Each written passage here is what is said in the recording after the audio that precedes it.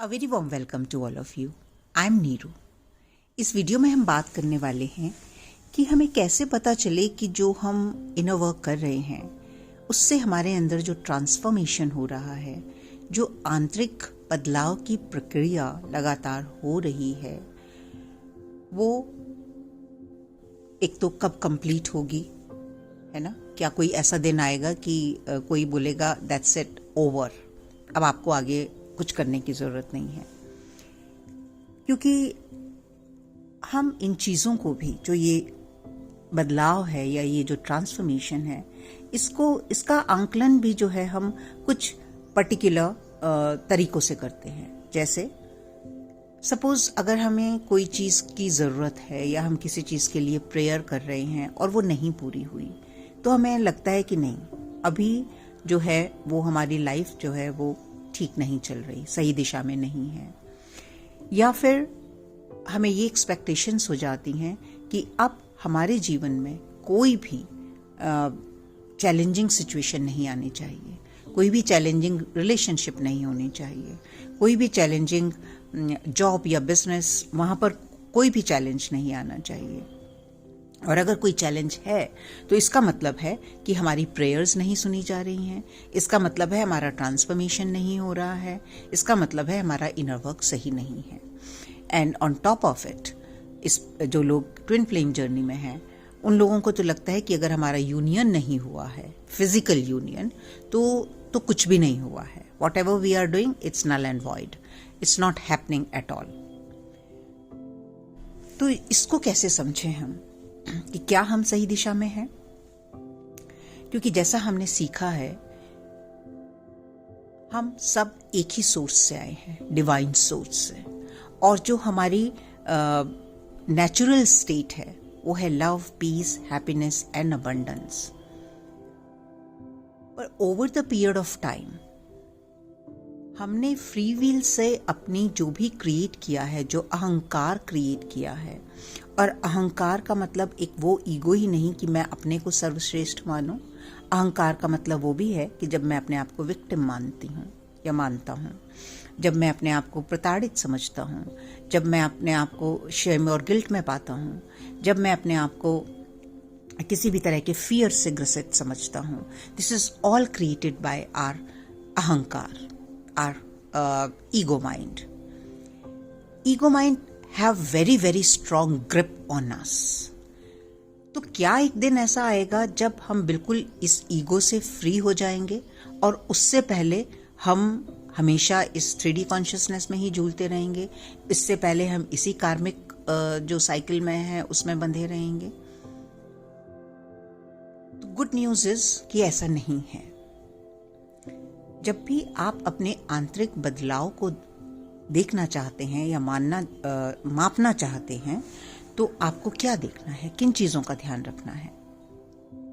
आपको ये देखना है कि अब जहाँ पर आप हैं, आपके जो डिसीजंस हैं, आपके जो एक्शंस हैं, वो कहाँ से ऑपरेटेड हैं, राइट? कोई सिचुएशन आई जहाँ पर कोई चैलेंज है, तो उसको दूर करने के लिए आप फिर से फियर, गिल्ट, शेम, विक्टिमहुड, उससे ऑपरेट कर रहे हैं और अपने आप को ऐसा मान रहे हैं, अरे बाबा ये फिर से क्या शुरू हो गया, अभी तो मैंने इतनी प्रेयर की थी, अभी तो मैंने इतने मेडिटेशंस किए थे, अभी तो मैंने इतना इनर वर्क किया था। या इस सब ड्रामा को नीचे रख के आप ये देख रहे हैं कि इसका सॉल्यूशन क्या है। आप अपनी पावर में हैं, आप में वो स्ट्रेंथ है कि आप ये देख सकें कि आप इससे बाहर कैसे निकल सकते हैं।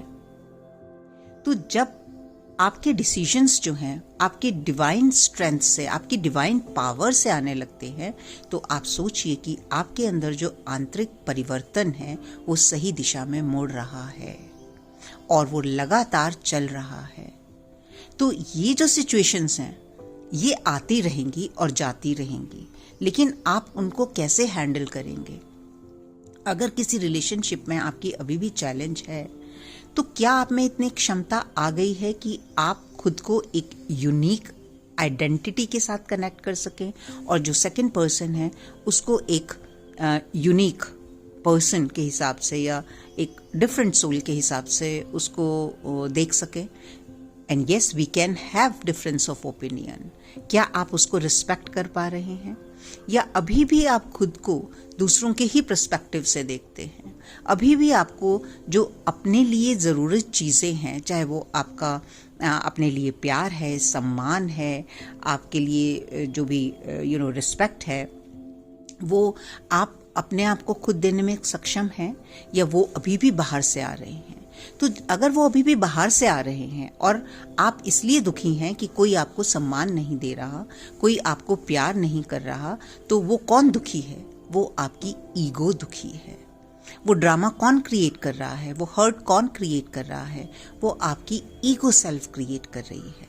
लेकिन अगर कुछ ऐसा हुआ जहां आप ऐसी सिचुएशन में आए कि आपके सामने जो लोग हैं वो आपसे एक अलग ओपिनियन रखते हैं, उनका पर्सपेक्टिव अलग है, उनका सोचने समझने का तरीका अलग है, आप उसको सम्मान पूर्वक देखें, आप खुद को भी सम्मान दें और आप ये बोलें कि ठीक है, this is perfectly fine because I am good enough for my self. तो व्हेन यू से, द मोमेंट यू से I am good enough for my self, that is the sign of transformation inside you, that you are respecting your divinity, you are respecting your uniqueness, and that's how we have to proceed further. और ये तो हम सब जानते हैं कि हम जिस चीज़ को भी एक्सपेंड करते हैं, जिस चीज़ के ऊपर भी ज़्यादा एनर्जी लगाते हैं, जहाँ भी अपनी क्षमता लगाते हैं, वही चीज़ बढ़ती है हमारे जीवन में। तो जितना ज़्यादा बार आप इस तरह की सिचुएशंस को अपने डिवाइन फॉर्म के साथ या अपने डिविनिटी के साथ डील करेंगे, उतनी ही ज़्यादा आपकी कॉन्शियसनेस जो है या उसकी जो फ्रिक्वेंसी है वो हायर होगी, और उतना ही ज़्यादा जो आपका ईगो माइंड है वो शांत होगा। उसको समझ आएगा कि now you are no more victim of it's a drama, you are no more interested in that drama, क्योंकि माइंड की अपनी एक इंटेलिजेंस है। तो ऐसा क्वाइट पॉसिबल है कि आप उस स्टेज पे भी नहीं पहुंचे, या मैक्सिमम लोग शायद नहीं पहुंच सकते उस स्टेज पे जहां बुद्धा थे, कि आप बिल्कुल ही थॉटलेसनेस वाली स्टेज में पहुंच जाएं। अगर आप पहुंच रहे हैं उस स्टेज में, well and good, that is also possible, but that's a journey. But we are talking about the journey reaching there. So till you reach there, we have to just continuously operate from our divine fragment, from our divinity, without any hesitation, without any with lots of conviction and faith. तो जहां भी आप अपना faith रखेंगे, उसी तरफ जो है वो आपकी लाइफ जो बढ़ेगी, राइट? जैसे अगर मैं इसको कैटेगराइज करूं तो हम क्या रेशियो होता है हमारा, 70% is our free will, right? 20% is what is destined in our life, जिसको हम डेस्टिनी बोलते हैं, एंड 10% जो है वो डिवाइन ग्रेस है। ये डिवाइन ग्रेस हमारे साथ हमेशा रहती है। अब इस डिवाइन ग्रेस को कैसे कनेक्ट करना है अपनी फ्री विल के साथ? फ्री विल जिससे हम एक्शंस लेते हैं, जो मैंने बताया अभी कि जब हम किसी भी दोराहे पर होते हैं और हमें एक्शन लेना है, तो वो फ्री विल हम किधर की साइड यूज कर रहे हैं? अपने डिवाइन ग्रेस को अपने साथ ला रहे हैं, या अपनी डेस्टिनी के भरोसे छोड़ रहे हैं और हम अपनी ईगो की साइड जा रहे हैं? तो जितनी बार हम अपनी डिवाइन ग्रेस के साथ खड़े होंगे, वो डिवाइन ग्रेस मल्टीप्लाई होगी, and we have to reach that stage where 70 + 10 that becomes 80, and that is also in only and only in our hand. And rest 20% जो डेस्टिन्ड है, क्योंकि जो हमारे प्रारब्ध कर्मा है, obviously we all know that कि whatever we have done, whether now or in the past, we have to face the consequences. क्योंकि ये जो जीवन है, फिजिकल रियलिटी जो है, फिजिकलिटी जो है, ये एक सिर्फ भ्रम है, इल्यूजन है। सोल की अपनी एक जर्नी है, वहां पर कुछ भी ऐसा नहीं है ये जीवन या पहला जीवन या पहला जीवन। That is a different story कि when we come on mother earth we have to follow the rules and well comes, and हम जो है वो पुराने जन्मों के बारे में नहीं जानते। लेकिन जो हमारे हायर बीइंग्स हैं, हमारी हायर सेल्फ है, वहां पर सब कुछ जो लेखा जोखा है हमारा वो है। हमें कौन सी उन प्रारब्ध कर्मों को भी, हमें किन कर्मों को चेंज करना है या किन के साथ सीखना है या किन को खत्म करना है, ये भी हमारी ही चॉइस होती है।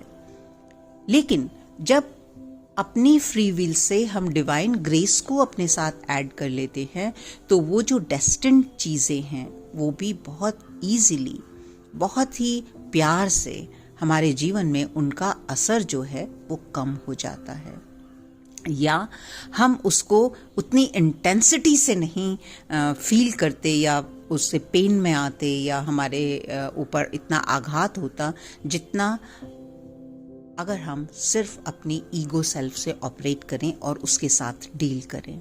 सो डील विद द डेस्टिन्ड प्रारब्ध karma, that is also becomes so much easier and happier and joyful when we add our divine grace to our free will. So the best way to move forward is always take your time. Don't be in rush. जब भी कोई भी ऐसी situation आए जहां आपको कुछ challenge महसूस हो रहा है, चाहे वो इमोशनल चैलेंज है, चाहे वो मेंटल चैलेंज है, चाहे वो फिजिकल चैलेंज है, आपको अपने आप को टाइम देना है, देखना है वो सिचुएशन क्यों क्रिएट हुई, आपको क्या सिखाने की कोशिश की जा रही है, और अपनी डिविनिटी के साथ कनेक्ट करना है और उसके साथ आगे बढ़ना है। और इस तरह से आप वो 70 and 10% को मिलाकर जब आगे बढ़ेंगे तो आपकी लाइफ जो है, अब शायद मुझे कहने की ज़रूरत नहीं है कि किस तरफ आगे बढ़ेगी। तो हमें जो ख़त्म करना है यहाँ पर, जो टर्मोइल हमारे अंदर है, वो ये ख़त्म करना है कि इस एक्सपेक्टेशन को कि जब तक हम उस स्टेज पर नहीं पहुंचते, जो एक निर्वाणा की स्टेज बोलो या आप उसको जो भी बोलो, तब तक हमारे सामने अगर कोई भी चैलेंज आ रहा है, कोई भी इनअप्रोप्रिएट सिचुएशंस आ रही हैं, कोई भी चैलेंजिंग रिलेशनशिप्स आ रही हैं किसी भी एरिया में हमारी लाइफ के, तो इसका मतलब ये है कि हमारा जीवन परिवर्तित नहीं हो रहा है। अगर आप सही डिसीजंस ले पा रहे हैं, अगर आप अपनी डिवाइन विल की तरफ मुड़ रहे हैं, अगर आप अपनी फ्री विल से एक राइट डायरेक्शन में जा रहे हैं, तो 100,000% आपके जीवन में चेंज आ रहा है। अब अगर हम थोड़ी सी बात करें उन लोगों के लिए जो ट्विन फ्लेम जर्नी में हैं, अगर आपका यूनियन नहीं हुआ है तो इट डजंट मीन कि आप सही रास्ते पर नहीं हैं। पहली बात, इस यूनियन को जो है आप लोगों को समझना पड़ेगा कि जिस तरह से इसकी सेल लगी हुई है आजकल, और जो चीज़ें आपको दिखाई जा रही हैं यूनियन के नाम पर कि उसको भी बहुत ही रोमांटिसाइज करके दिखाया जा रहा है, आप कितना भी कोशिश कर लें, आप उस स्थिति तक नहीं पहुंच पाएंगे। आप उस स्थिति में तभी पहुंच पाएंगे जब आप वहां पर पहुंचने के लिए जिन चीज़ों की ज़रूरत है, आप उस प्रोसेस के थ्रू निकलेंगे। अगर आप नहीं सीख पाए अभी तक अनकंडीशनल लव क्या है, अगर आपकी इंतज़ार अभी तक नहीं ख़त्म हुई कि आपका यूनियन कब होगा, then you are far behind of that union my dear friends. और क्या ये पॉसिबल है? ऑफ कोर्स ये पॉसिबल है। अभी हमारे ग्रुप में एक divine wedding we all have experienced, a divine feminine and divine masculine, they just got married on 20th of April, and that was the beautiful day for our group. So take your decisions right, make your choices in a way that you are always in the light. Don't take, don't be in rush, because when you are in rush of anything, you can't achieve anything. You spoil more than you gain. Okay और अगर आप अभी भी कहीं इस तरह की जगहों में अटके हुए हैं जहां आपको ये बहुत ही हंकी डोरी करके स्टोरीज दिखाई जा रही हैं ट्विन फ्लेम जर्नी की, तो प्लीज़ उससे बाहर आइए, क्योंकि एक दिन आपको बाहर आना ही पड़ेगा। आपको रियलिटी को फेस करना पड़ेगा, आपको सीखना पड़ेगा कि आपने ट्विन फ्लेम जर्नी को क्यों चुना है। ये बहुत ही हायर पर्पस के लिए जर्नी है, और हायर पर्पस और soul purpose twin flame journey का कुछ एक टैरो कार्ड रीडिंग के चैनल्स खोलने से या स्पिरिचुअल बातें करने से या आपका यूनियन कैसे होगा इस पर वीडियो बनाने से कुछ नहीं होने वाला इन चीज़ों से।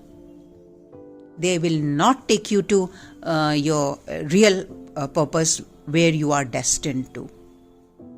And for that, I keep sharing my perspective, my understanding, my experience with you.